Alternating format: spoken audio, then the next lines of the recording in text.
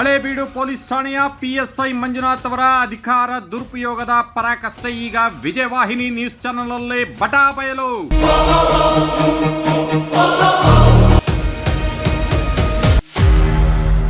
Civil ವಿವಾದದಲ್ಲಿ ಖಾಕಿ ಹಸ್ತಕ್ಷೇಪ.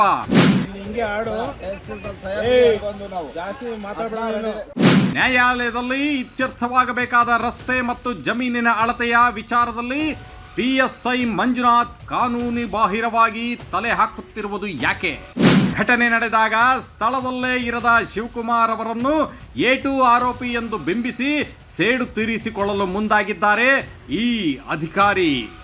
ನಮ್ಮ ಯಜಮಾನರು ತಪ್ಪಿಲ್ಲ, ವಿಡಿಯೋದಲ್ಲಿಲ್ಲ, ಯಾವ್ದ್ರಲ್ಲೂ ಇಲ್ಲ ಮನುಷ್ಯ. ಸಿವಿಲ್ ಡ್ರೆಸ್ ಬಂದು ಕರ್ಕೊಂಡೋಗಿ ಸ್ಟೇಷನ್ ಕೂರಿಸೋ ಅವಶ್ಯಕತೆ ಏನಿತ್ತು? ಸಾಕ್ಷ್ಯ ನಾಶಪಡಿಸಲು ಮತ್ತು ಸುಳ್ಳು ಸಾಕ್ಷಿ ಸೃಷ್ಟಿಸಲು ಕಾಂಡೋಮ್ ಪ್ಲಾಂಟ್ ಮಾಡುವ ಮಟ್ಟಕ್ಕೆ ಇಳಿದಿದ್ದಾರೆಯೇ ಈ ಅಧಿಕಾರಿ.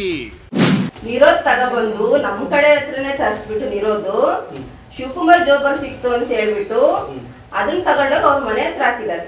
ಸುಶೀಲ್ ಅವ್ರ ಮನೆ ಹತ್ರ ಹಾಕಿದ್ದಾರೆ ನಿರೋಧು.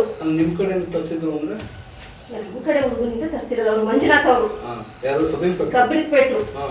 ನೋಡಿ, ಶೀಘ್ರದಲ್ಲೇ ನಿಮ್ಮ ವಿಜಯವಾಹಿನಿ ನ್ಯೂಸ್ ಚಾನೆಲ್ನಲ್ಲಿ.